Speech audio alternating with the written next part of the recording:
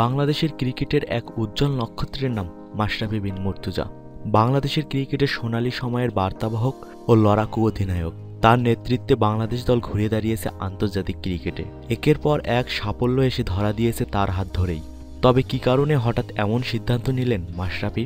এটা কি নিছক তার একান্ত সিদ্ধান্ত, নাকি এতে রয়েছে অন্য কারো হাত? মঙ্গলবার সন্ধ্যা থেকেই এমন প্রশ্নে ঘোরপাক খাচ্ছে দেশে বিদেশে তার কোটি কোটি ভক্তদের সামাজিক যোগাযোগ মাধ্যমের কেন্দ্রবিন্দুতে।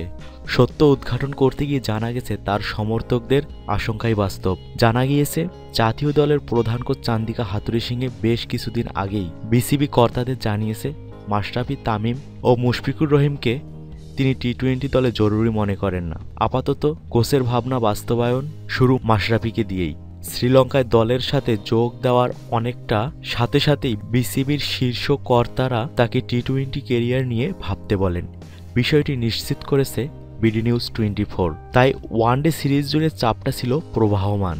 সেই চাপ নিয়েই খেলেছেন মাশরাফি, নেতৃত্ব দিয়েছেন দলকে।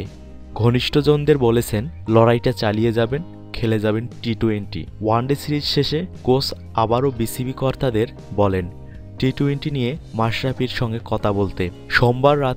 সোমবার রাতে বিসিবি প্রধান নাজমুল হাসান পাপন দলের সিনিয়র 4 ক্রিকেটারকে ডেকে বলেন, জানিয়ে দেন 3 সংস্করণে 3 অধিনায়ক চায় বিসিবি।